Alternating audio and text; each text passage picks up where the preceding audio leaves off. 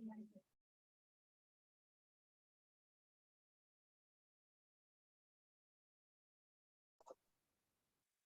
we go. So good evening, everybody. Welcome to a tale of two whiskeys presented by New.Whiskyorder. Most of you should know me by now. I'm Myke Ames. I'm the MC for tonight. Tonight we'll be going through some fairly spectacular whiskeys here from two spectacular independent bottlers. We've got Douglas Laing with bottlings from their Extra Old Particular and Black series. And we've also got some bottles from McDavid in their Mission and Mission Gold lines. Tonight, I'm going to be joined by some superstars of the NWO world who are going to be doing all the heavy lifting for me, walking us through the whiskeys and helping us really experience them to the fullest. So I've got Adam Brudner, Tim MacKenձie, and Nick Hardy tonight. So gentlemen, pop on, introduce yourselves. Hey, who's going first? Go for it, Adam. You got it, Adam. Okay. How do I introduce myself? I don't know. I'm Adam. I drink whiskey from time to time. I don't know. For those of you who don't know Adam, he is the muskox on the old r/Scotch board. How many whiskeys have you reviewed there now, sir? Scotch is 759, I think. There you go. Woo! So he's had a few whiskeys. I've known Adam for a very long time. He's got the best nose and palate of anybody I've ever met. So he's going to be walking us through some notes, taking us to the advanced level. Tim, how are you? Doing very, very well, Mike. My name's Tim MacKenձie, and I am out here in New Jersey, where it's currently raining sheets, which I'm always kind of wondering about how outside environment affects tasting. So with so much moisture in the air, this is a semi-unique scenario. Also, thank you to Myke and to Russell and the rest of the team who put together all these insane level whiskeys. Very, very much looking forward to them. I have some nose notes for my portion, but I'm saving the palate. I'm just gonna go straight off the cuff on the palate. So I'm having these for the first time along with most of you, but excited to be here, and yeah, can't wait to get into some of these. Excellent. Finally, we've got Nick Hardy, mon frère from another mare. Comment ça va, sir? Oh, ça va très, très bien. It is a very exciting evening as Quebec is actually in a voting process, counting the voices to elect, surprise, surprise, the CAC again. But most of all, it's an exciting night because of all those fabulous whiskeys. Been nosing some, exactly like Tim. I'll be saving the palate for with you guys. And as I'm a teacher in real life, aka boring life, I'll be teaching some how to take notes and how to write down notes to this fine group of gentlemen and ladies. Fantastic. Well, thank you, everyone. So we're going to jump into the event here. I put together, the usual little bit of background for us to just really quickly, learn a little bit about the whiskeys and of course the bottlers tonight. Since we've got Dougal and Chelsea with us, if there's anything you'd like to add, please let me know. Yeah, let's get into things. So as I said off the top, we're going to be enjoying whiskeys that are bottled by Douglas Laing and by Murray McDavid. So just a little bit in terms of the history of Douglas Laing. They were established in 1948 in Glasgow by Fred Douglas Laing, purchased the King of Scots brand and was off to the races as a whiskey bottler. His son was born in 1950, that's Fred. And according to the stories, Fred was almost traded for Brooke Laddie. when he was born. As most of you know, I'm a pretty big Brook Laddie fan, so I'd probably do that deal. Don't tell my wife or kid, but just straight up, I would have done that deal. 1972, after working at White & McKay and Whitehorse, Fred joined the company. I read a funny quote when I was doing research on this one. I guess that Fred Douglas Laing said that the important thing for Fred starting his career was that he should make his mistakes at other distilleries.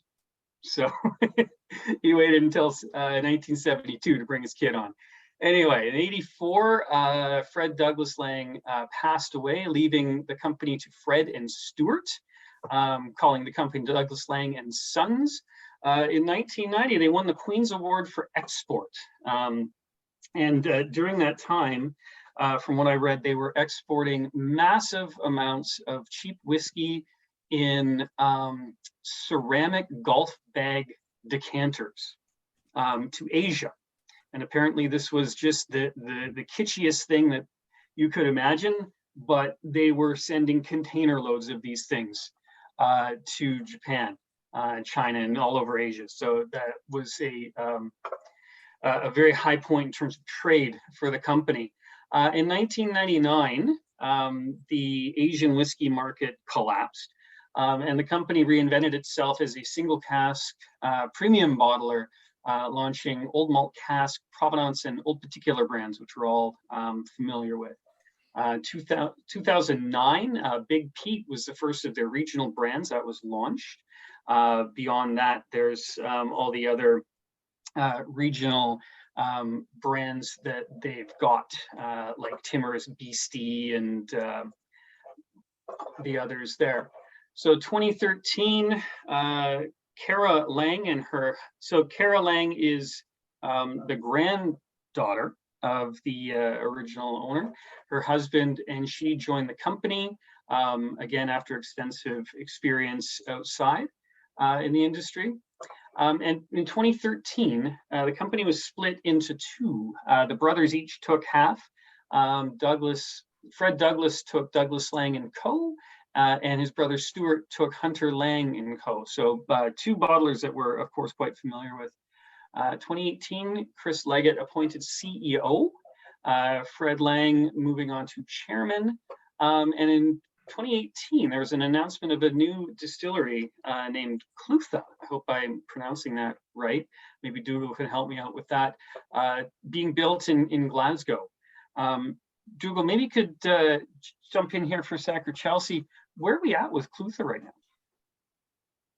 It's a good one. Clutha, spot on, is the Gaelic name for the River Clyde, which is where we actually took the name from. This kind of vision of we're with Glasgow through and through as a company. So I wanted to take something that was very much a Glasgow orientated name.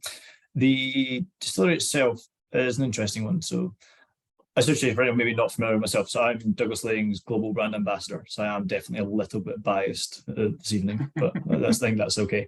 We're okay with bias. Good, that's okay. Wildly biased then. So with Clutha is an interesting one. So we were initially going to be building it on essentially the banks of the river in the city centre of Glasgow. But in 2019, we got the opportunity to purchase Strathearn Distillery. So Strathearn at the time was the smallest operating distillery in Scotland. It's based just outside of Perth. So it is a very, very southern Highland whiskey. Producing around about 100 litres of spirit a day. So it gives you an idea of the size we're talking. It is about as boutique and craft as you can imagine. So that kind of put Clutha in the background while we basically elevated Strathearn a little bit. So 2019 through to kind of now, we have been kind of establishing Strathearn as our first full production distillery. Strathearn had actually been going since 2013 and never really released anything. So Clutha was on the back burner. We, at the end of last year, confirmed some contracts for some warehousing just outside of Glasgow for anyone that's visited before, just beside Glasgow Airport. So it's around about 7 or 8 miles to the city centre. We then got the opportunity to purchase some land around our warehousing there, and also inherited 2 or 3 buildings that we have since converted into our bottling line and our own head office. And then the grand plan is by summer 2023, so we're about 6 months away, we will break ground on building the Clutha there. So we're sticking with the name, but we now have its site. We purchased the copper back in 2019, and then we also had an interesting couple of years, the last few years. So certain things got put on the back burner. But yeah, so we established Strathern as our first distillery, and the Clutha will be almost our lowland counterpart, our lowland sister distillery to Strathern. Very much focused on whiskey production as it should be, and everything you would expect for a Douglas Laing product. So yeah, Clutha is coming, but you'll get hopefully early next year the first taste of Douglas Laing Strathern single malt as well. So we will have a Highland Lowland competition going on in the company. Fantastic. That's very exciting. Thank you for sharing with us. All right, so moving on. Let's pop over to Murray McDavid here. I know everybody wants to get to the whiskey. So the good news is they're a pretty new company. There's not a lot to talk about. 96 wine merchants Mark Rainier and Simon Coughlin joined with ex-Springbank director Gordon Wright, created the company Murray McDavid. It was named after Mark Rainier's grandparents, Harriet Murray and Jock McDavid. So I thought it was pretty cool. They were known for acing, so the additional cask enhancements, finishing, just a fancy term for it, but they really popularized that process. And of course, once they reopened Brookladdy in 2000, hired Jim McEwan as the master distiller. That whole acing and finishing thing became certainly much more mainstream in the industry now, obviously very commonplace. 2012, Remy Cointreau purchased Brookladdy and Murray McDavid. And the next year, Aseo purchased Murray McDavid. So they're currently based at Colburn Distillery in Speyside, 8,000 barrels maturing in their warehouse. So that is kind of the history of the two bottlers. And now let's get into the good stuff, the whole reason why we're here. Let's drink some whiskey. So first up tonight is the 1973 Linkwood, bottled by Murray McDavid.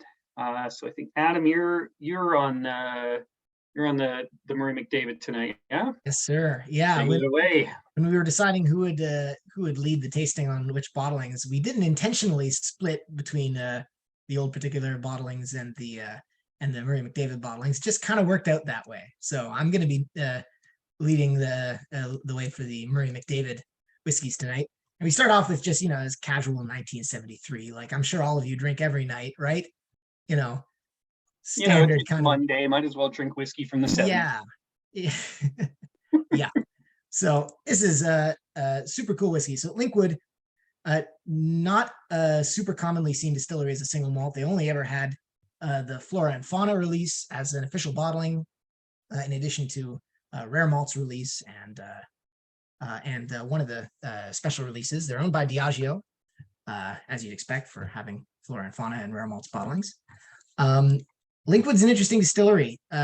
You do see them as indie bottlings nowadays. Linkwood to me is the all the way at the delicate end of Speyside. Very scented, very floral, very light. But Linkwood has sort of an alter ego in that Linkwood, as I understand it, at one point had two still houses. The original still house was which only had one pair of stills in it, a wash still and a spirit still, was supplemented in 1971 by a second still house, which contained two sets of stills. And the stills in that original still house had what are called worm tub condensers, and they ran side. And the worm tub condensers are the feature of the stills at distilleries like Mortlach or Ben Rinnes or Talisker that give a heavy and meaty kind of a character to those spirits. So that side, which was called Linkwood A, as far as I know, hasn't run since 2011.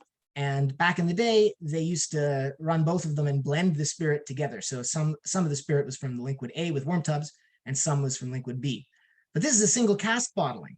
So actually, it's just occurring to me now. I'm not sure if they blended the spirit before it went into the casks, or if they filled one spirit with each and blended it together. If anybody knows, please please holler. But here we have, in addition to 29 years of age on this whiskey, we may have some of that heavier spirit influence. But yeah, on the nose for me, this is completely floral, but with, sorry, I'm bringing up my notes here, but with a bit of an extra heft to it. There's almost there's an herbal kind of a character that I'm getting. And if anybody, everybody feel free to type your tasting notes out in the chat, or just holler and unmute. For me, this is, yeah. Go ahead, sorry. No, please keep going, Adam. Keep going. Oh. I mean, I've got a whole bunch of different things written down, but for me, it's, yeah, lemon drops, a little bit of almost a beeswax kind of character, that kind of very heavy, fragrant kind of a thing, a little bit of like a honeydew, like a lighter sort of fruit note. And it has all those wonderful aged notes that are, that are so sought after in whiskeys this old, and the kind of 70s single cask magic that you get. Yeah, I agree with a lot of Adam's notes here. I had a Hubba Bubba gum. Oh yeah. Some pencil shavings, sunrise papaya on the fruity side. Like if you leave mandarin orange peels out, a little bit of that, I guess that citrus note to it, some fresh cut mushrooms, and birch beer. Birch beer, that's a good one. I got that kind of almost a Ricola kind of a herbal sweet character, which I think is the same thing as birch beer, just described differently. I'm sorry, I'm with Nicole. Nicole, you say who has this sulfur note on the nose? I think it's there. It's very, very subtle, but it's definitely there. And just to interject, as Adam and Tim, you were sharing your notes, the more people interact, either orally on the chat and like just pitch in some notes, the more people will get words out of it. And like, oh, okay, I get sulfur on the nose on this one, and then, oh, I think it's the same in the Blair Athol. And it's very important for us as a group to share our notes, words, even if all you get is it's sweet. We all started at the bottom, like Drake said. Now we're getting at the top, like Adam and Tim. But please, people, share your notes. We must all look to Drake for wisdom. Or maybe not. Yeah, I know it. I get that sulfur as well. That's going to be a worm tub feature. The worm tub condenser leaves more of those heavier sulfur compounds in the spirit. So it's not the same kind of sulfur that you get from like a sulfur treated sherry cask where it's really like rotten egg. This is, to me, more of a almost a gunpowder type of sulfur, but even maybe more on the earthy side than that. I had a like funky camembert written down. I don't know where that's coming from, but there's sort of I'm getting kind of a creamy, funky, weird sort of a note in there. There is a little bit of a sharpness to that. I agree with you, Adam. There's definitely something like the rind to a really soft cheese almost. Slightly sour, like that sulfur, and what you said about the earthy, it's almost kind of a bit of sourness. Yeah, I think this is a phenomenally complex nose. Like there's so much going on. There's so much going on. It's almost like there's waves to it too. Like there's an initial nose that I got, and then there's 4 or 5 layers. It's like a layer cake of nose notes. It's always harder with samples, but going back from nose to palate and then back to nose, because it's all interconnected. And then you keep it in the mouth like 10 seconds. The next time you do it for 5 and then 15. try to mix it up a bit, just to have more layers, like different times in the mouth on the nose will make you, like, it will bring out more from a whiskey. It's not a vodka shot. You don't have to drink like one shot by. Tim, I think you're spot on with papaya. I don't like papaya, so I don't usually think about it when I'm trying to get notes, but it's totally there.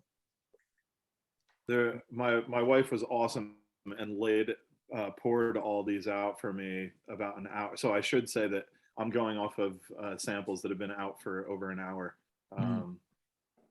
And the initial notes that I got were incredibly fruity. But now going back to it for a second nose, there were some more of that pencil shavings, the mushrooms, the floral quality really came through there, and the fruitiness kind of took a back seat to it. It's still there for sure, but there was a dynamic change from when I first nosed it to right now. I mean, what you would kind of expect with a dram of this pedigree, though. Like it's just an ever-changing, like a chameleon type of a situation. I think we should take a sip at some point. It is, I could spend an hour just nosing this, but Sláinte? Punch. I was not waiting to drink mine. Yeah, that's also fine. Nope. I saw you there, Myke. Yeah, everybody's typing notes about the nose, and I'm like, so about the finish.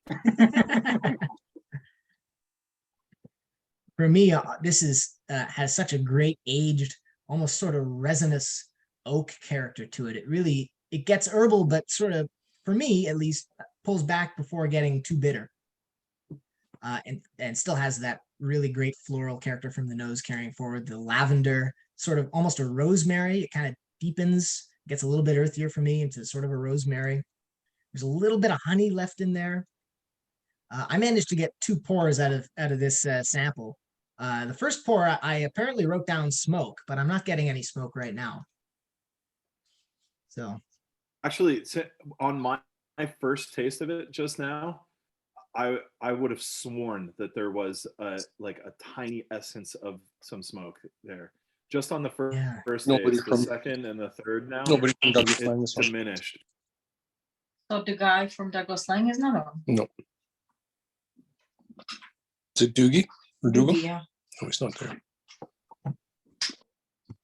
Oh, I beg to differ. I am here. I'm just staying quiet. I'm not mentioning anything about it. No, it's interesting. I was going to talk about, for me, especially with sometimes older bottles, I don't have the same tastings in front of me, guys. Sometimes I appreciate that's a bit of a challenge. But one, Linkwood, and you're touching on some of the stuff I would always pick out for Linkwood, where it shares the pedigree with Craigellachie as well. You get that kind of charred tropical fruit.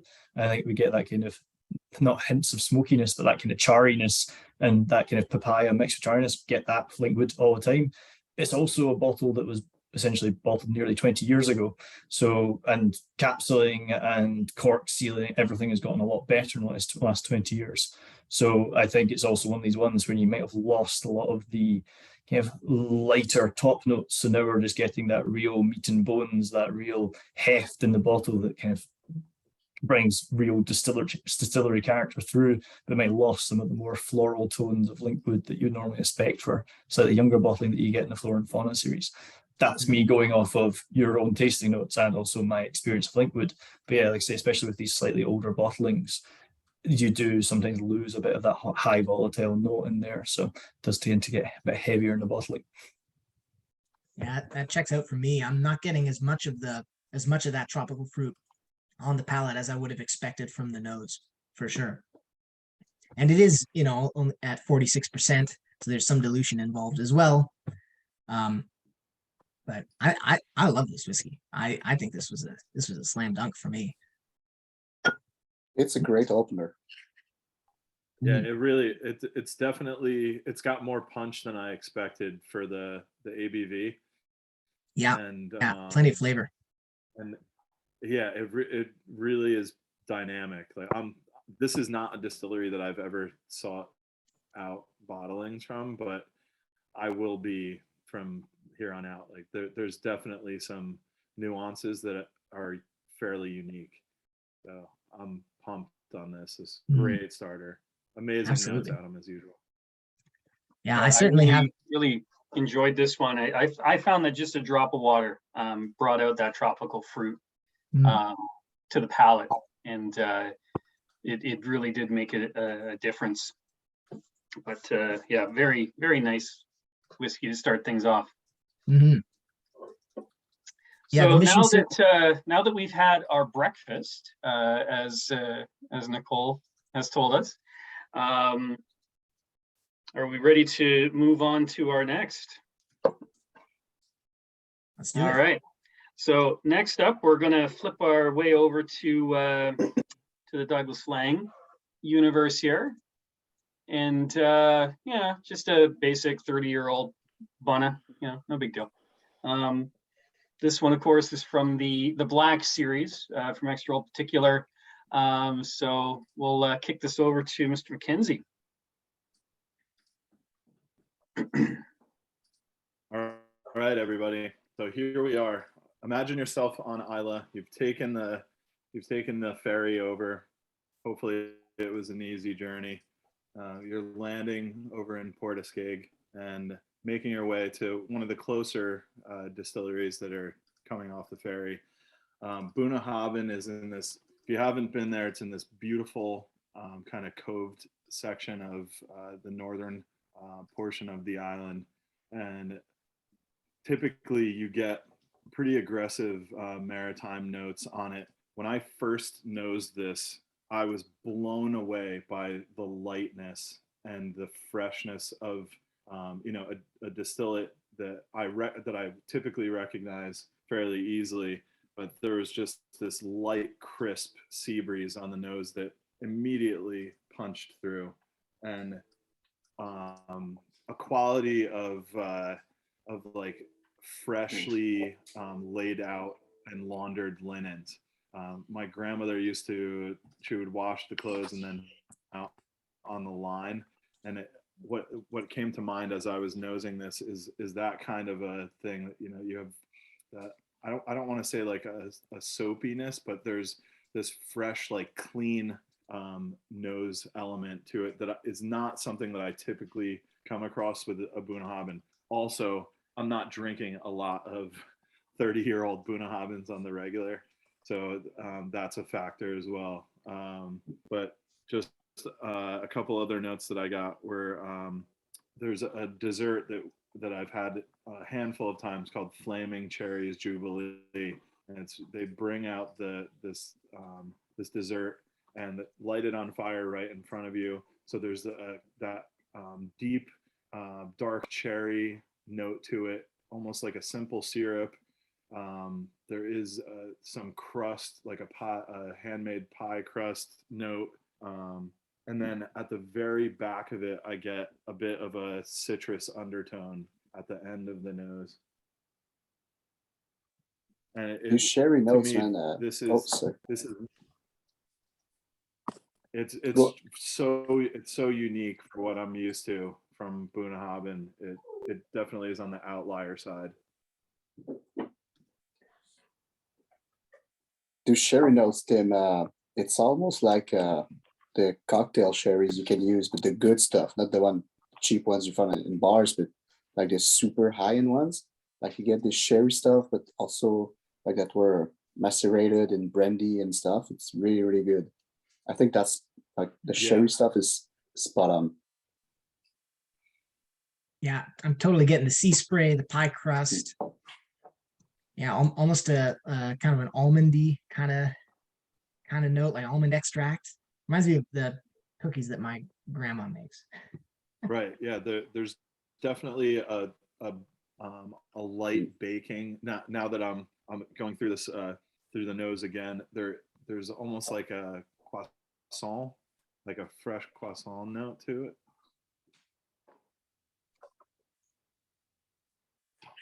I like the comparison Colin made. It's almost Kleinlich on the palate, like this super waxy, honey waxy feel.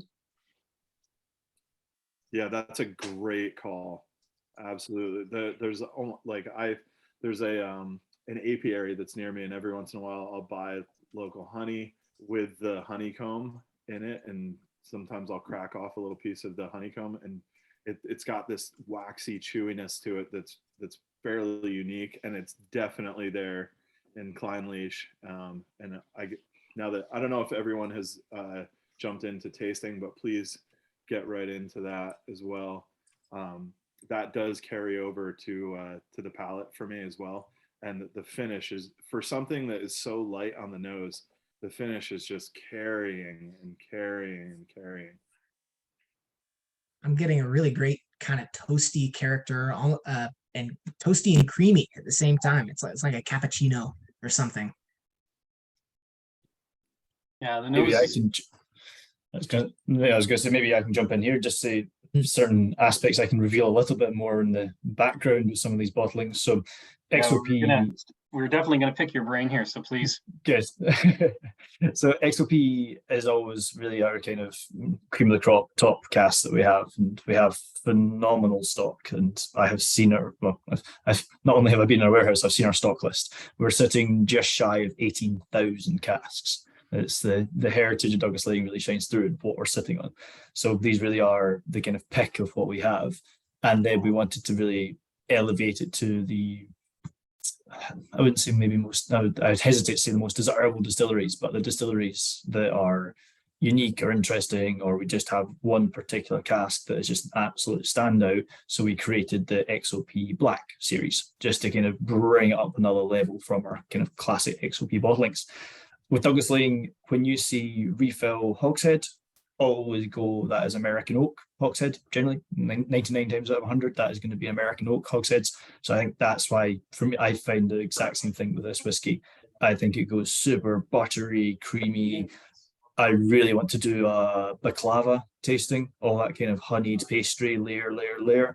That is where this whiskey takes me. It is incredibly soft. This is almost that breakfast whiskey style as well, and that is natural cask strength at 43.5, which is hilarious. But there we go, it's all that's left in it. But yeah, I think phenomenally honeyed, really very much that kind of baking note in there for me as well, slightly almost like a hints of some pepper, like some cracked white pepper almost in the background. But yeah, this really are the Black edition or Black series should really be our pick of the picks. There's not much else we have that is more spectacular than these casks, so hopefully it lives up to what we're trying to pick out. Well, you know what, like, people, when they want a Bunnahabhain, they hear about Bunnahabhain, they hear about legendary bottlings, and I think this is definitely one of them. It's very different from some OBs, like the 36-year-old Canasta, because it's a special finish. But I think, like, they have very special bottlings here, IBOB, and this is definitely one of them. It's really good, and the nose and the palate are like two different experience, but they really go well together. Yeah, I'm kind of a Bunna nerd, and I can't recall another that kind of steps to this level. It's a top 5 without a doubt, from my perspective. Dougal, I do have a question for you. Do you know how long was this matured mostly at Bunnahabhain, or was it brought to the Douglas Laing warehouses? Good one. So we generally find that, so I should also say my background before Douglas Laing was Beam Suntory, so I'm very well versed with our Islay whiskies as well, and kind of all over Scotland. It's very rare for stuff to spend its entire life on Islay, just with stock rotation and spacing. We store across about 10 or 11 different sites in Scotland, so the cask can hop around. The biggest challenge we have, we are aging everything on Islay. We want to get a cask sample, it just takes that bit longer, and we don't get the feedback as quickly as we'd like. So that is why in the last year or two we've been bringing everything in-house. So this would have spent the most of its life sitting on Islay. It wouldn't have been its entire life, but I would have said most of its life. A lot of distilleries, because we don't really have our head office and our bottling on the islands, we have that far closer, easier to move from the centre of Scotland.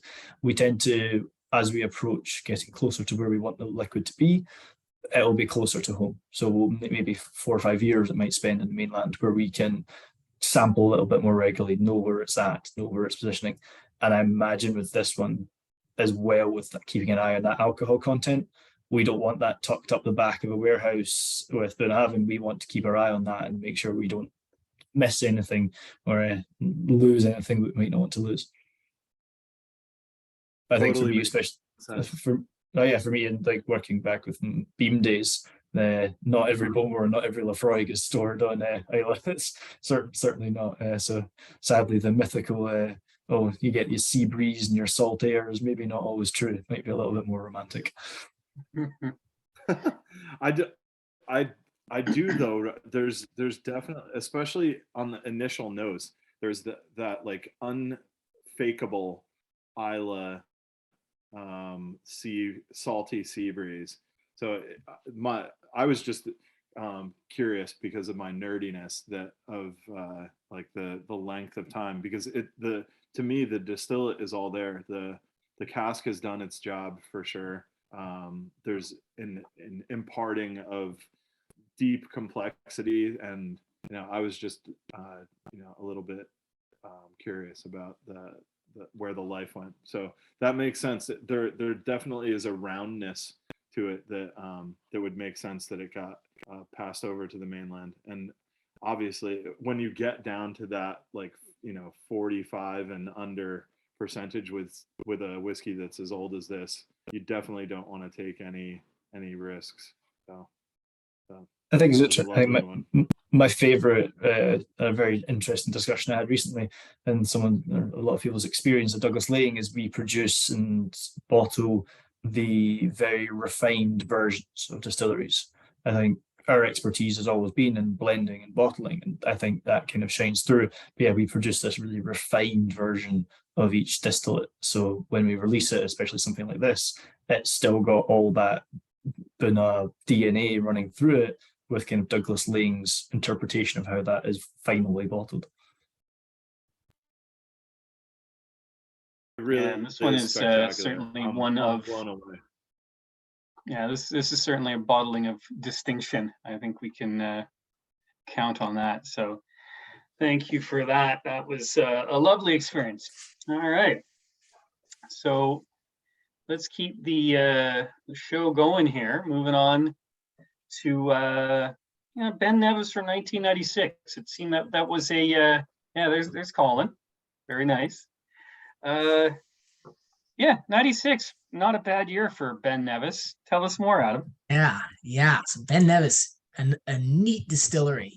Firstly, one of a kind location right at the foot of Ben Nevis, the mountain, which is the highest mountain in Scotland and all of Great Britain. One of the highest distilleries in Scotland. Bizarre for a couple of reasons. In addition to that, they're actually owned by Nikka, the great Japanese whiskey house, and so a lot of their stock actually goes to Japan, which is a little strange. It escapes Scotland. And I think if many of you guys have tried Nikka whiskey from the barrel, you may have recognized some Ben Nevis perhaps being in there. And Nevis is also one of the only distilleries in Scotland to experiment with using brewer's yeast. And so they have all sorts of generally crazy fermented notes and interesting fruit and all sorts of crazy characters from the initial fermentation that make it into the spirit. There aren't a lot of distilleries in Scotland that really have. Scotch isn't like wine, right? Where you have, certain individual vintages that are good or bad most of the time. Ben Nevis is possibly an exception to that, in that 96 is kind of the year for Ben Nevis. Everything kind of just clicked, and there are all sorts of, you hear of legendary 1996 Ben Nevis. This is a 25-year-old bottling from Murray McDavid. I would like everybody to know that I too am a 25-year-old 1996 vintage. So there's that as well. The classic thing for Ben Nevis, especially of this era, is tropical fruit. And I don't get a huge amount of tropical fruit from this, at least at first. I found that to get all the tropical fruit that I wanted out of this whiskey, I needed to add a little bit of water. But I implore you first to try it without water, because there's other stuff that's going on that I found went away a little bit when the water was added. Can I interrupt you 1 second, ahead. Adam? Absolutely. Just because we're 2 out of 6 or 7, we've had some comments about, oh my God, Adam and Tim and Myke, you make like some awesome notes, and some people that participated in a flight club felt a bit overwhelmed by the videos and the general description some of you posted, and most comments were, oh, I don't know how to do it. And just before we get into tasting, or maybe Myke already has drunk his share, but I'd like people to identify a general category and then go with one note they actually pick up. Like sweet, is it sweet? Is it salty? Is it sour? And then move on. So it's sweet. Okay, it's sweet, fruity. You'll just, please, everyone, if you can in the chat or raise your hand or whatever, however you want to do it, pick one category and associate one flavor you pick out in this category for the nose and the palate. And back to you, Adam. All right. I think that's a great way to go. So picking categories. So to start with sweet, for me, there's a fruit sweetness that jumps right out. There's a mango was the one fruit that I got first. Certainly on the palate, there's maybe a plum kind of a sweetness, maybe yellow plums, so a little sweet tart, moving more into the tart end.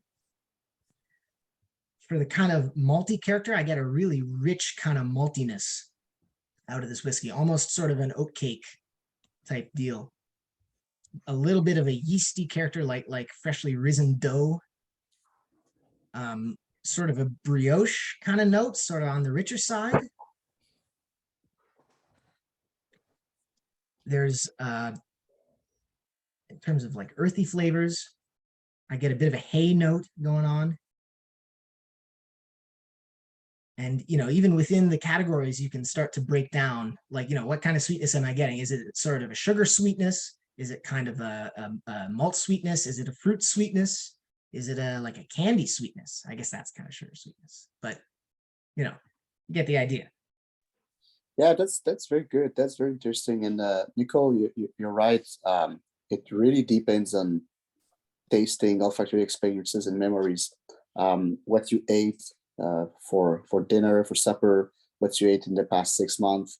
Do you eat a lot of vegetables or meat?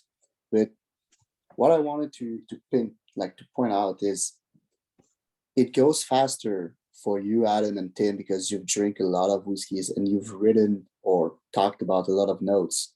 But it goes through the same process for everyone. You look back at your first notes. I was scrolling and Nectar d'Or, Glen, the first note I wrote were like sweet, winey, little fruit. And then you go back 6 years later, and I still get sweet, winey, and fruits, but I go further along the way because I now know, and like comparing stuff and drinking stuff, but writing and talking about it will help everyone go, it tastes like whiskey. I fucking hope so, man. But Those are my OG notes from when I started drinking. But yeah, some people try to rush the process, and oh yeah, have this and this, but no, you need to take your time. And in tastings, it's a bit hard. It's a bit harder because you go through faster and you can't always go back like the next day, the next week. But you absolutely need to get something going. You know, if you want to run a marathon, man, put on some shoes and go running 5 minutes, and then the next day 10, and then 15. Like you'll do your 42 kilometers eventually. But you need to get into it and to start slow. You don't start with a marathon, you start by a 5 minute run, or 2 minutes if you're fat like me, but like you start somewhere. That's the important thing. And in those tastings, you need to do it to improve. Yeah, for sure, Nick. It doesn't just come from nowhere. And another one thing that I find that helps too is like when you're eating or when you're drinking non-whiskey things, just think about like the essences of what those flavors are, and make some mental notes, and that definitely helps to develop that next level, palate kind of and nose situation. With this one, I agreed so much with Adam on the mango call. I actually had mango reduction written down, overripe peaches, old wet oak as my initial note, because there was like the first thing that hit me was this like old wet wood, lemon meringue pie with a graham cracker crust, pineapple cake a la mode. And just as you guys were talking, I noticed like a boiled green bean. Ooh, nice. I could see that. It's kind of that herbal thing, a little bit more of that maybe spirit sulfur, that kind of robust character coming through. There's definitely something vegetal coming through, and I was trying to like figure. There's a salinity to it too, so maybe like like boiled haricot vert with some sea salt. Nice. My addition to how to write, pick more detailed flavors out of whiskeys is to taste comparatively. Pour 3 similar whiskeys and try all of them and go back and forth between them over and over and over again, and try and focus on those different taste categories as you go.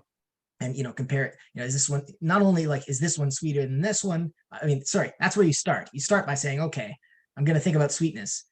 How would I rank these in terms of sweetness? Is this one sweeter than this one? Is this one sweeter than this one? And then break down, like, how are they sweeter? Is this more of a fruit sweetness, or is this one's more of a malt sweetness, or is this one's more of a caramel sweetness? And going through that and writing things down as well. Just even if you never look at it again, for me at least, the act of writing things down helps commit things to my memory a little bit better. Oh, absolutely. And I like the comparison thing. One of the best advice when I started was, you like that one whiskey to sip on forever. It's your go-to. You can drink it at like 6 a.m. or with coffee. For me, it's Highland Park 12. I can have it every day, but like I know it by heart. There's some flavors I know. And so I think it was Myke Griswold told me, well, you have your glass of HP12 and you find a whiskey that has some similar notes from the distillers from like Adam or Tim or Mario, and you try to cross it and have, oh yes, I find this chocolatey flavor in the Highland Park 12. I also had it in, I'm gonna say, I don't know, but in the Carlisle 30 years old. And then you cross, like you said, and because Russell has joined us, we need to take a stand either for or against the term smooth. So I'd like to have a vote if Ross is like out of line with smoothness, or is he right? Oh, never out of line. You can call it whatever you want to call it. There's no wrong way to drink whiskey. That's true. And no I'm wrong just way teasing. for notes. One thing that I kind of wanted to share in terms of writing notes and identifying notes and writing it down and stuff. My training out of school was culinary. I went to chef school. I learned how to cook. I still do a lot of cooking today. Not professionally, but just for pleasure. So you'll notice with my tasting notes, I generally don't go with something like, oh, it's grassy, or I don't identify individual notes. My notes are different food. So that's, I draw on my experience in that universe to help me with enjoying whiskey in this universe. So just draw from what you're familiar with, draw from what you know, from what you're comfortable with. And for me, that made it much easier to kind of start digging deeper into whiskeys.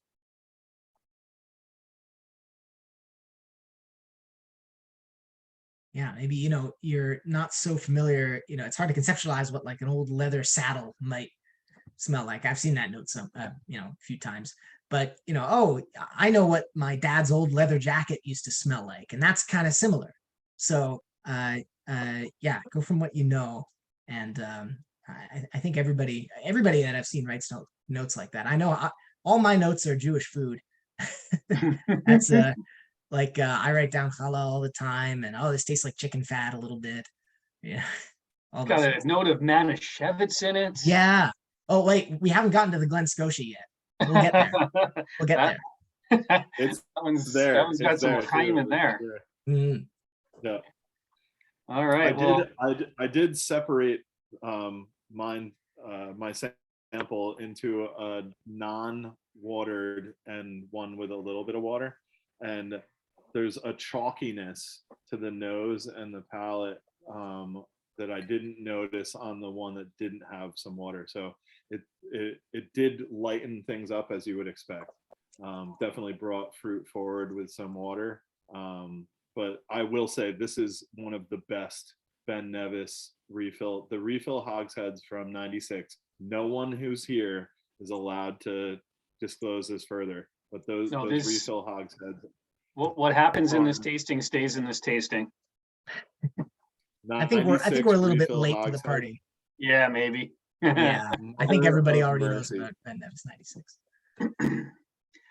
All right. Well, yeah, that was a '96 Ben Nevis. I mean, that's what it was. All right, let's move on. Getting into a different line now. We're at the XOP extra old particular, 25-year-old Blair Athol from '95. Tell me more, Tim. Yeah, so I had my first Blair Athol just about 7 years ago. My wife and her family went to Scotland without me, and brought me back flora and fauna. And to me, Blair Athol is one of those Highland distilleries that really exemplifies the Highland characteristics. There's a certain aspect of the nose, especially that really sticks out as something that only comes from a certain geographical range as you move into the Highland region. And this whiskey, for being what we've got 25 years old, there is no, at least from my perspective, there's no depreciation of that Highland spiciness and characteristic that I would expect, especially from Blair Athol. So on the nose, of course, this is perfect timing. Adam just brought up the saddle leather, and that is my first note here on the nose. There's I also I think it's within the distillate. There's definitely vegetal sharpness that tends to come through on a lot of the Blair Athol expressions that I recognize here on this one as well. Also, like a chocolate orange dessert. I get a lot of oak spices that are very forward in the nose. Molasses, so that deep kind of almost a brown sugar basiness at the middle and the end of the nose. And then as kind of settles into the final part of the nose, I get a little bit of coconut custard. There's definitely kind of, I don't want to say like a lactose side of it, but like a creamy, maybe a whipped cream. And then dark cherry syrup that has walnuts that have been soaking in it, almost like an ice cream topping. So that's what I'm getting at. What's everybody else catching on this one? This one, I think out of the first couple that we've had, this one to me is it's punchy. Yeah, I get the leather right off the bat, like you said. There's almost a sort of sourness to that leather note that I really like. There's a bit of a tiny hint of a sulfury character for me in here, but not in a way that detracts from the whiskey. I'm usually really sensitive to sulfur, and here this is exactly the level I wanted at, where it just adds to the complexity. I think the only other I've had two other Blair Athols. The last one was, I think, a 25-year-old Old Particular, actually, which was also completely delicious, I will say. Yeah, Colin, good call on the cinnamon. That's for sure within the spice note that I'm getting from like the cask side of it. I think really great notes coming through. Sorry, Tom, I was going to say, I think for me, this captures everything I'd expect of a sherry casking, especially for us. Generally, when we say sherry, but that means Oloroso. Generally, if it's PX, if it's something more a little bit rarer, if you like, we're going to name it. So therefore, if you see sherry generic, it is generally Oloroso. For us, we work a lot with refills, so it will be probably second or third fill generally. But yeah, this for me captured quintessential sherry casking. I appreciate Blair Athol is quite slightly more unique spirit, I guess, in the Highland region, but it does just capture everything. So that cinnamon, that hints of nutmeg, some cloves, that real kind of, I really hate using the word winter spices, but sometimes it makes sense and it fits the character. Again, so this is not an XOP black range for us, purely down to Blair Athol maybe doesn't carry the same desire as something like Bunnahabhain, Bowmore, McEwan, etc. That's really the only reason. It just comes that way. It was one of the questions that just came up in the chat as well about asking price point and things like that. I think hopefully we still get this pretty right. I think our pricing is generally pretty reasonable across the board on the basis that you get XOPs for us. For yourselves, I guess more like that $400 mark, but right the way through to $5,000 mark. We have the full range spectrum, so you still get the opportunity to try really aged up spirit that is quite interesting and different. That's always my big love of moving from a big company like Beam Suntory. We were very focused on this is the editions we produce, this is what we release, and it is all about making sure the distillery stays consistent. Whereas for us as an independent bottler, we can pick stuff that's weird. We can pick stuff that's interesting. We can bottle it when it's not the norm. It's one of these ones that Blair Athol this might not be your atypical Blair Athol, but that for us is the dream situation. If it's good and interesting and maybe breaks the mold for distillery bottling, then that's exactly what we're after. But like I say, this for me was scary experience all the way around. Still kept a big ABV for 25 years, so it's still up about 57%. It's still punchy, like you said, Tim. I think it has that kind of strong right hook that will sneak up on you. But yeah, I think it's definitely I think it's a good bottling of that distillery, which is exactly what you should expect for someone like ourselves. Yeah, this is the first one so far that I haven't tried yet, and I think this is completely stunning. Yeah, exactly like you said, Dougal. Just perfect sherry cask experience. Exactly what you'd want. Yeah, I think it'd be the one if you have a friend that you're introducing to whiskey, you want to say this is what you can expect for sherry casking. I think it's that kind of situation. It gives you everything you expect. It's still, like say, that little bit of sulfury note. It's quite tannic. It's quite drying out. It's got that dried fruit you would expect. Yeah, it's got all that full sherry experience that you would be looking for to say this is a sherry cast whiskey. I think a lot of the time we disguise it a lot with core bottlings from the bigger producers because we might mostly work with sherry finishes. So therefore you might only be getting that 6 month, that year-long influence, but you've still got that 15 years of bourbon sweetness. So it's got that balancing act. So this is clear and defined sherry casking. I think that one is super interesting. Oh, sorry, Tim, go ahead. I was just going to point out there was a more in-depth question to Dougal from Nick, Black Cat Whiskey, but please finish your comment and we can go back to Dougal. Okay, thanks.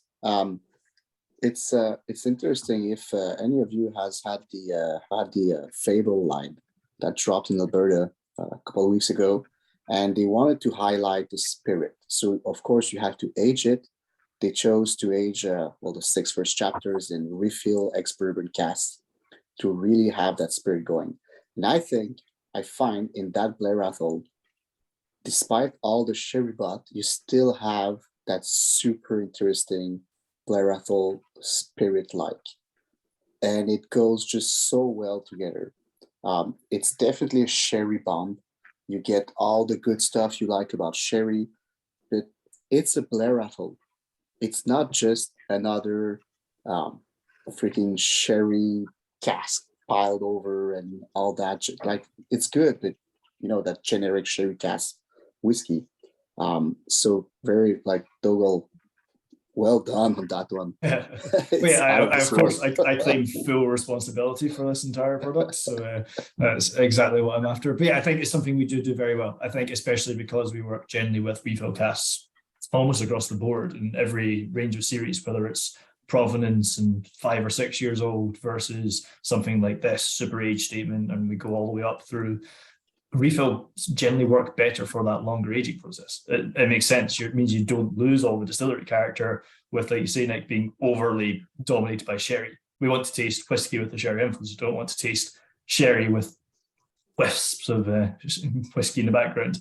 We're here for that balancing act, and it is something occasionally I think we are very consistent. Of course, this year alone we've bottled 300 single casks already. It's a lot. So to be 100% hit rate on getting every single thing right and making sure we release at the exact same time, things like that, makes the job interesting, makes it difficult. But of course, I think it's what we do well with experience.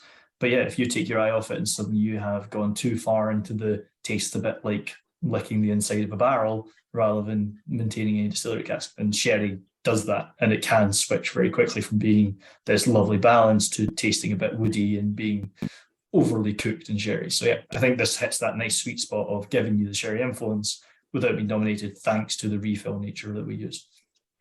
And Nick's other question in the chat was essentially, are we going to go towards Lalique, Louis Vuitton, Hennessy feel for summer whiskies? I think we have that ability within our range to have the provenance series covering young, fresh, and very accessible pricing, right the way through to XOP blacks and maybe a bit more exclusive. But I think as long as we maintain, we now have in place a 25-year cask program. So we have planned our full 25 years ahead. So that means we can have something at a price point for everyone, hopefully, as far as I see it. I know whiskey very much did have this elitist attitude for a long time. Even when I got into whiskey and working in whiskey about 7 or 8 years ago, there was still that, it still existed a little bit, and it still does, this kind of arrogance about, oh, I'm a whiskey owner and 35 and 40 and I spent this amount of money on it. I think that's slowly changing, and I think we are trying to break that down. So how we do that is by maintaining the offering of every availability of every age and every spectrum, and so everyone can find something they can get. Everyone should have a chance to try something not off a supermarket shelf. It should be this chance to try single cask, single malts as a distillery example. So I hope Douglas Laing, and as far as I am privy to, there is no plan for us to go super premium and start putting stuff that's ridiculous. We have some amazing stock, don't get me wrong, and it will carry a price tag. I get handed samples of things that you would not believe, but it is sometimes ridiculous stuff that is going to carry a price tag that is reflective of the industry. Because at the end of the day, if we've looked after something for 45, 50 years, 60 years, there's a loss here at some point, but we have to be, there's common sense here. We're not going to charge you £16 million for a cask. If anyone carries that. But yeah, so that's not going to happen for us. But I think we will always have something at every price point.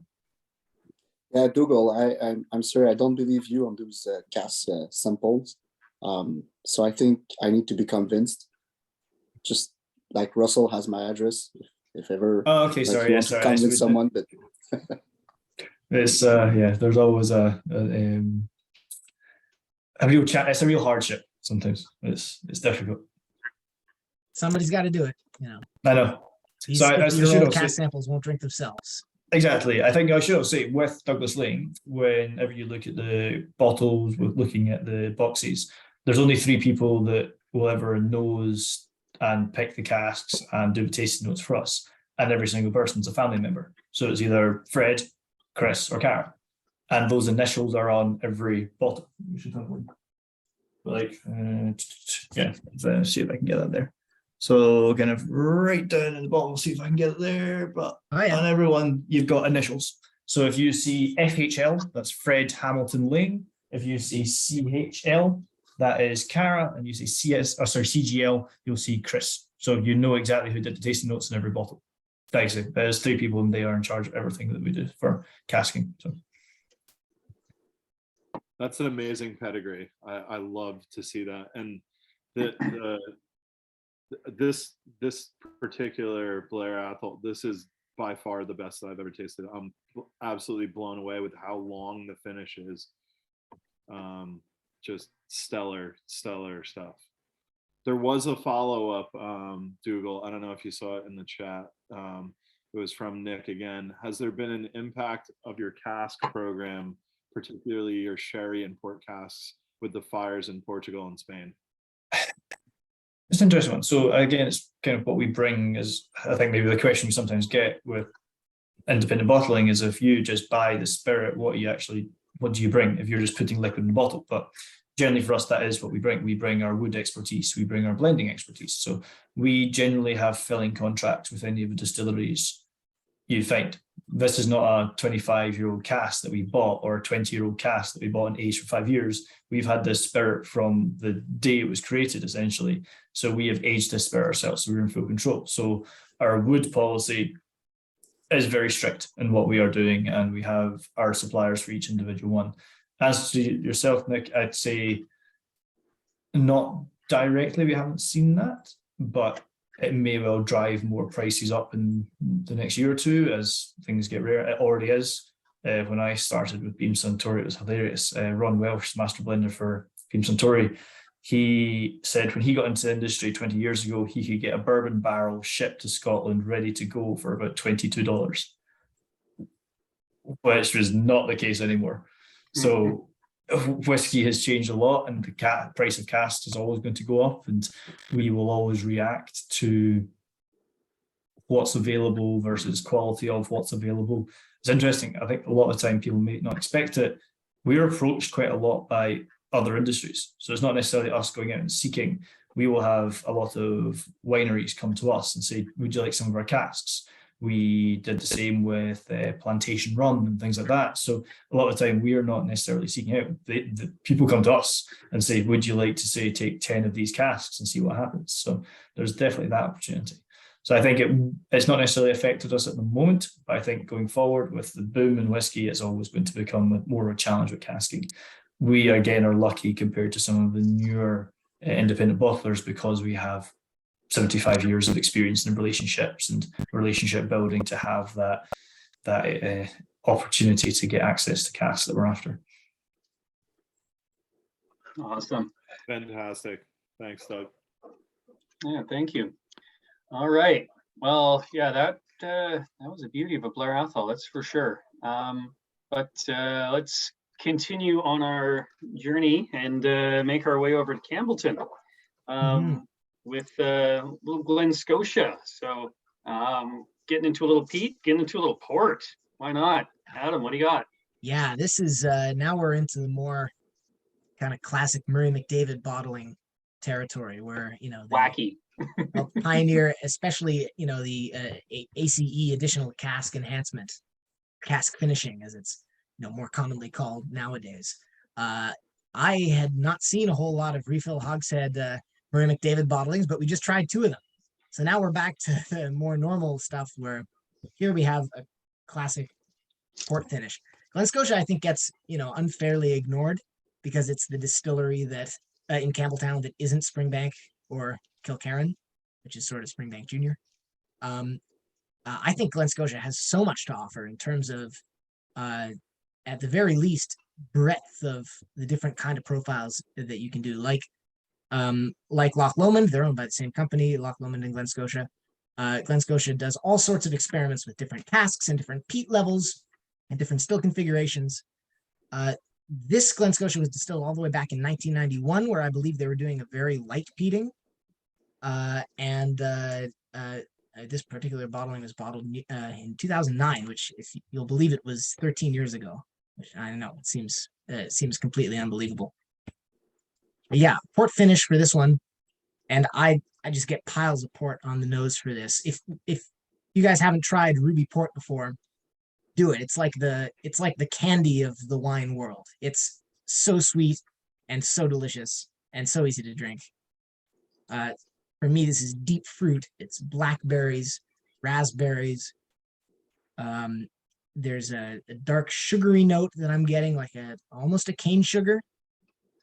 So, okay, I didn't get peat at first. I think it is in there, but it's maybe more on the palate. But again, when I poured this for the first time, I think it took like half an hour for the peat to show up. We don't have to wait that long, but I think it is maybe in there. I mean, I get a nuttiness and a mustiness, especially on the nose, like kind of a dusty sort of character, more of that leather. Yeah, really nice port flavor. Cherry cola, get it 100%.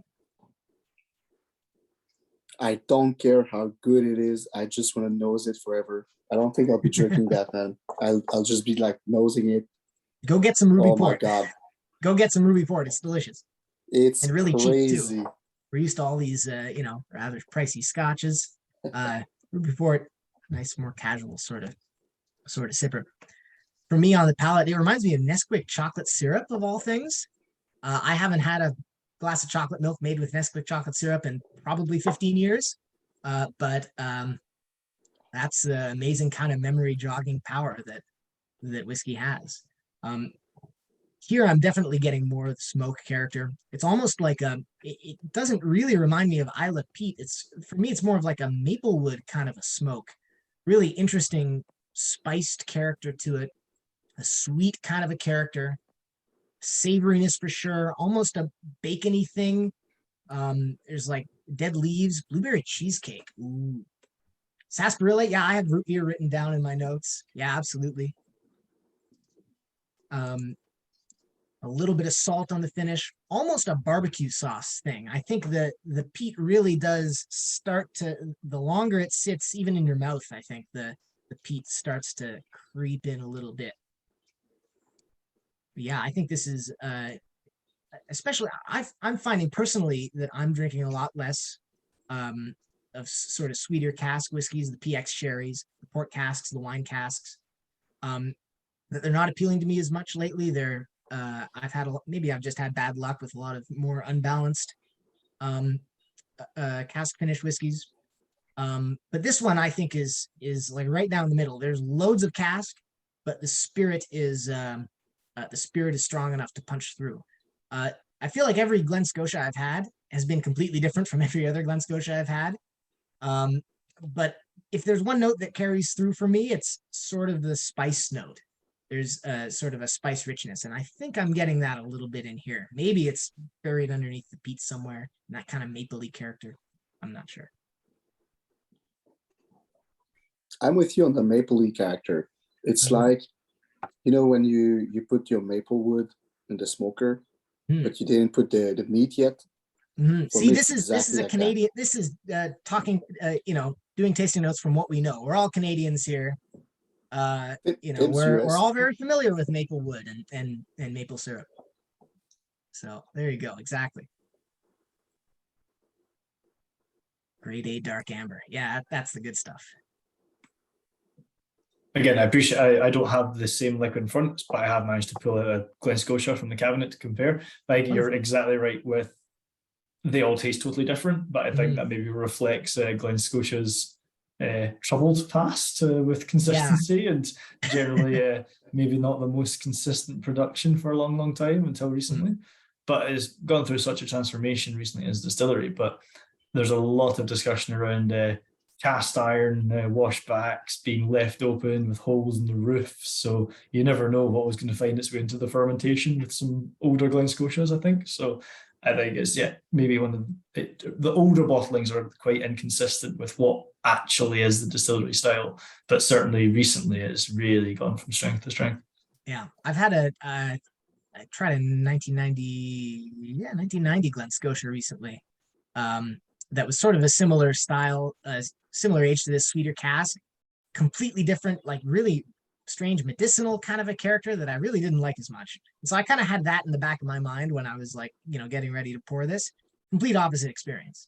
And then the Glen Scotia I had before that was like this very coastal bourbon cask, more peated sort of thing. They're all completely different.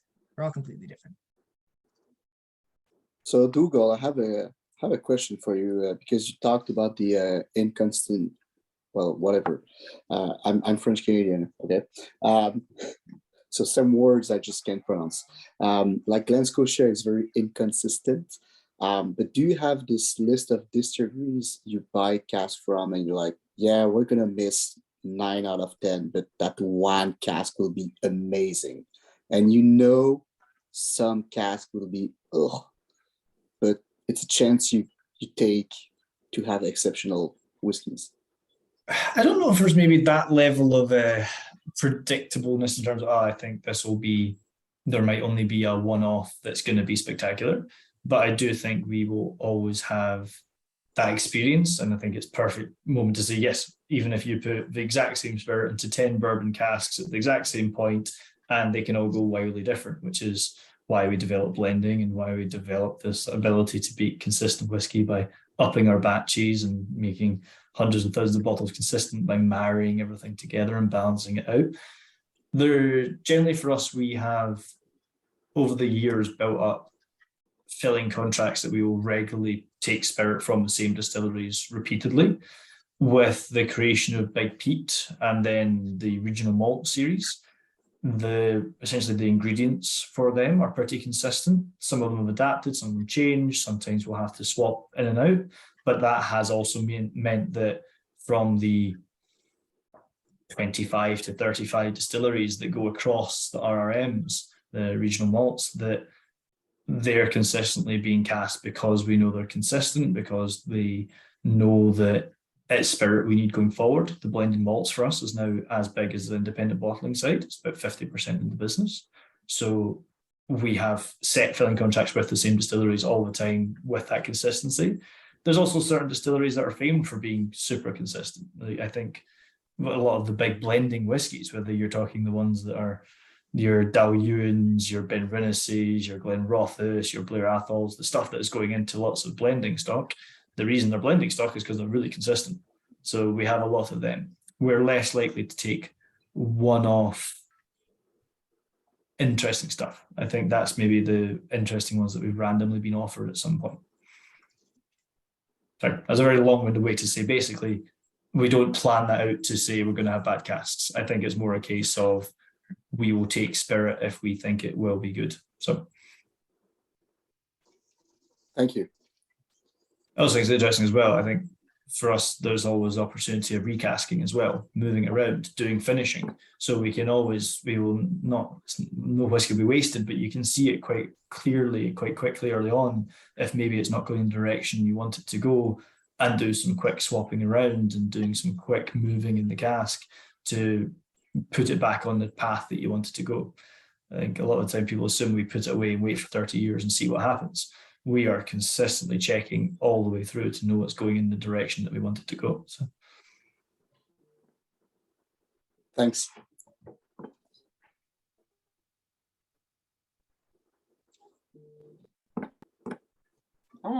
That one was pretty bonkers. I don't know. Right? I think Russ said it best that he's fine with inconsistencies. I think I agree. Like you, eventually you reach a point in that whiskey journey where getting something that's just weird is a good thing. Getting something that's different. I think it can be very exciting to just pull a bottle and it surprises you. And this one was certainly surprising. I enjoyed that very much. Well, we got one whiskey left, and she's a dark one. So let's get to it here. Going back to the Black Series, 30-year-old Kulila, just a basic Isla whiskey. Tell me more, Tim. So here we are, ladies and gents. We're back on Isla. We moved to the southern coast with a little bit of exposure across Lachendal, and or I'm sorry, Kulila is we're back to the northern portion of the island. So we've got a little bit of exposure to the North Sea. Kulila, the distillate, tends to have some characteristics that are fairly specific. Like I find that when I nose and taste a Kulila, you come across some very, very hearty aspects. And this whiskey, when I first nosed it, it hit me like a ton of bricks. So this past week,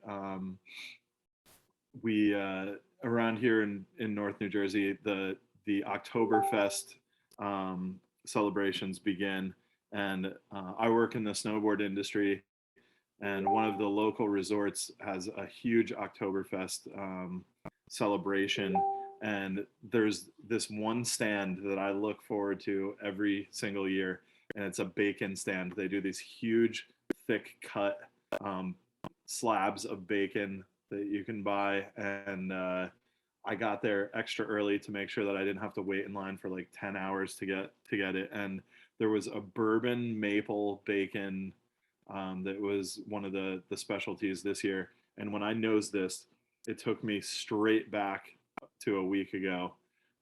There's absolutely a barbecued, salty pork note that comes through immediately on the nose for me.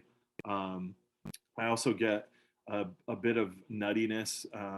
To me, it kind of came through as a pecan pie, salted caramel, baked sweet potato with marshmallow covering. There's like that sugary aspect that kind of comes through it to the middle of the nose. And normally, Kulila carries a peat note that is very, very forefront. And I think that takes a little bit of a backseat due to the age of this one. Still very much there, integral to the nose of the whiskey, but it has a saltiness to it that I pick up more so on like a Bunnahabhain Monia.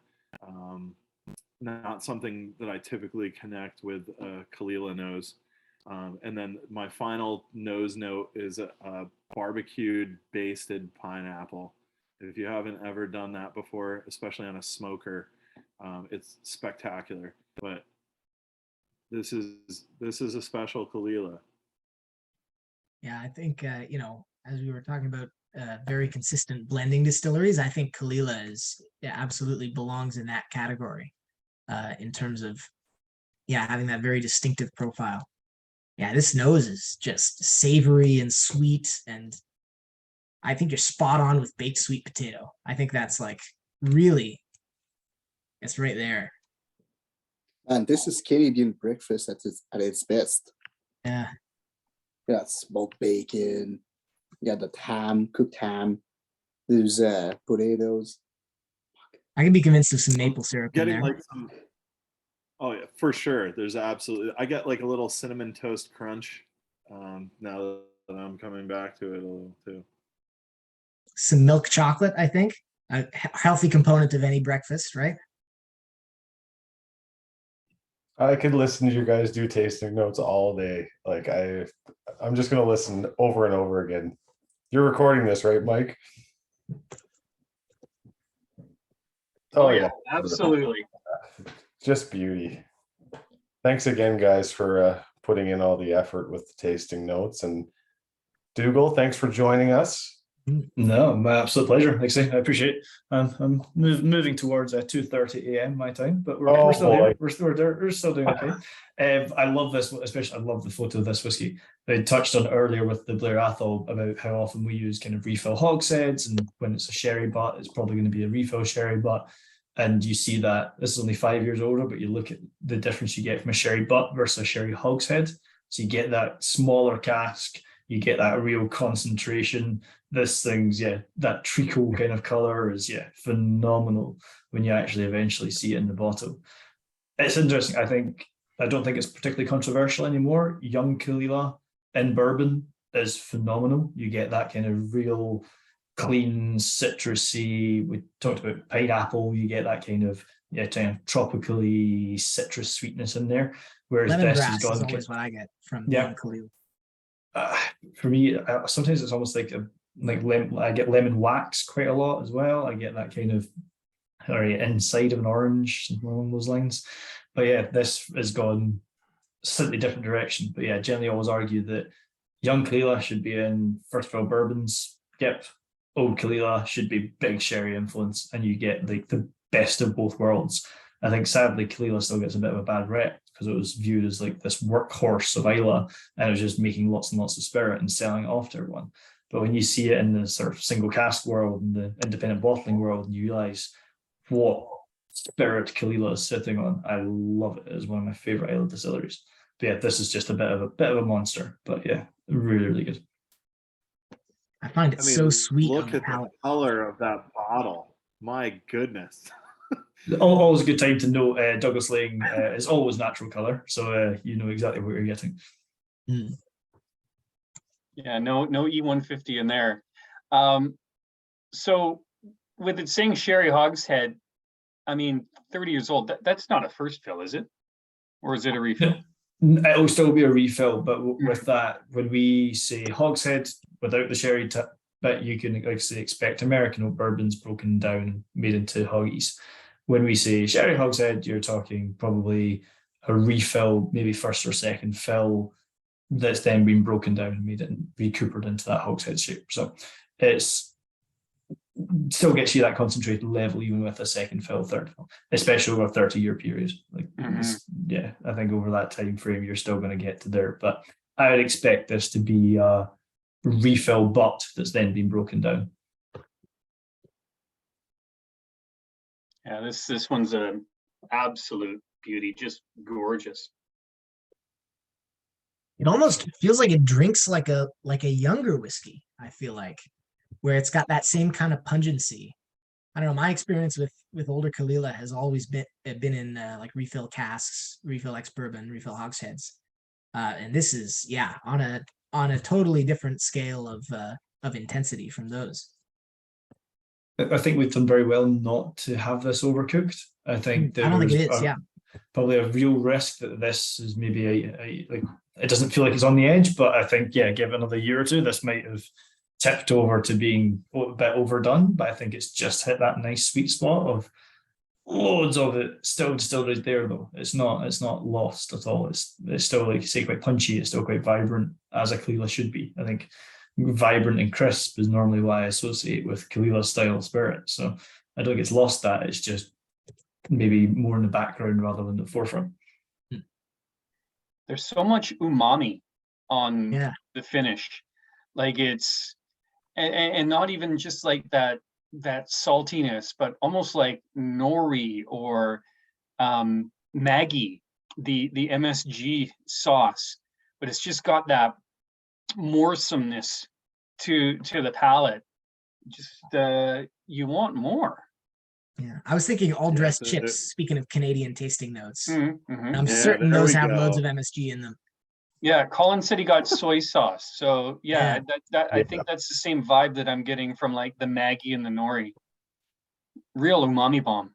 Mhm. Well, Dougal, you need to tell the truth there. Is the color from this whiskey coming from the soy sauce Douglas Ling added at the end, or no? But yeah, so what we do, I think everyone knows we sometimes maybe add a bit of like washing in the gas. So you might add maybe 5 or 6 liters of sherry. So what we did Yes. here was 5 or 6 liters of some soy sauce, and the idea being that we do the perfect ramen pairing, and I think that is the direction we should go for. I would legitimately Oh be my interested in God. a ramen and whiskey pairing tasting. For sure. Put this Well, with a for good like sure. gyro style shoyu tonkatsu. Ooh, I am here for that. yeah.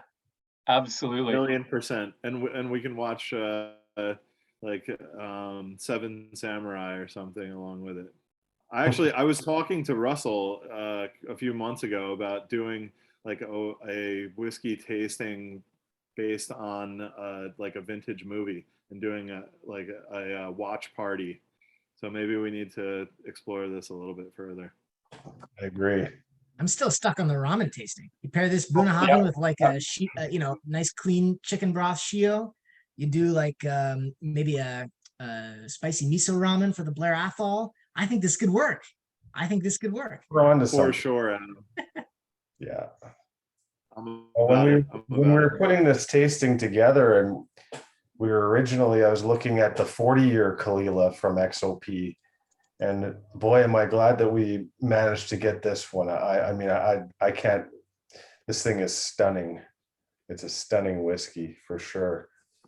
So Yeah, I think that 40-year-old, I believe, off the top of my head, I think that'll be refill bourbon or refill hogs, refill American oak hogshead, isn't it? So yeah, this is certainly quite a different direction. oh yeah. We needed a little color in this tasting. There wasn't a lot of sherry bombs, that's for sure. But yeah. This is unique at least from my perspective. I've never tasted a Kalila quite like this. It's definitely an outlier in the best possible kind of way too. Yeah, the only thing that reminds me it's a Nevis is, Myke, if you remember in the last spring back tasting, I said I found Carlisle to be on the soft, well, not always, but sometimes on the softer side of peat for Peter Isla. And that's what I mean. It's there, but it's not expressive. It's not as much expressive in terms of smoke and like this murky inside. It's like bacon and smoked potatoes and stuff. It's really meaty. And that's what I meant actually, to like the softer side of smoke of peat is not a lot of smoke. And that's what I like about Kalila. Mm. Well, this bottle worries me because Dougal, if you guys keep putting out bottles of Kalila like this, people are going to stop sleeping on it, and it's going to get much more difficult to find. But yeah, I think we do young Kalila really well as well. I think my favorite Kalila we've released this year was about 5.5 years old, and it was spectacularly good. I love young Kalila. But yeah, I'd like to apologize, but I can't. It's too good. It's too good not to put out in the world. It's some of these whiskeys, some of the whiskeys just get This is a sorry not sorry bottle, that's for sure. A little bit, yeah. We know what we're doing occasionally. Yeah, well, you've absolutely nailed this one. For me, I think we've stumbled upon a very seasonal whiskey, because the image that's building in my head as sort of settling down is like post trick-or-treating, where you're like, you're starting to dig into your candy, and you're in somebody's backyard, and there's like a fire going, and it's just late at night, or at 2:30 a.m. as it is for Dougal, and you're just sort of sitting and relaxing at the end of the night, and sort of letting everything wash over. That's the feeling that I'm getting from this whiskey. For me, I'm gonna come at this. I like the Halloween analogy. I'm gonna come at this from the parents' perspective. This is after the kids have eaten their candy, been jacked up on sugar, finally crashed, and gone to bed. This is the whiskey that you pull out to reward yourself for getting through all the craziness. Mm. This is really, really lovely. Or to prepare you to the craziness. Exactly. Craziness of the costume party later. Yeah. Well, that brings us to the end of our main lineup here. As you all know, we speaking of crazy, we've got a Glen Burgie tonight for the after drams. So by all means, please make sure that you stick with us here. But as we know, it's now 2:40 a.m. for Dougal. So I'd just like to say thank you so much for joining us. We really appreciate all the great answers and the kind of closer look inside the operations. Very, very much appreciated. I'm thank happy to stick around if anyone has any other questions they want to throw my way. But then I will tap out before 3. I think that's a okay stint. But yeah, it's one of these ones that I will hopefully be in your general direction early next year. I think looks like so. I'll get to start traveling. I think North America and Canada is definitely something that we're kind of pushing towards Douglas Laing. It's not somewhere we've done a lot with in the past. It's been quite limited in our contacts. So certainly hopefully be getting out and about and doing some tastings over your direction quite soon. So that should be quite good. So please do let us know when you're on our side of the pond. We'd be very very happy to host you. Well, yeah, my brother's in BC, so I'm over personal quite a lot. So but yeah, not so much for work yet, but I think that should change next year. All right, fantastic.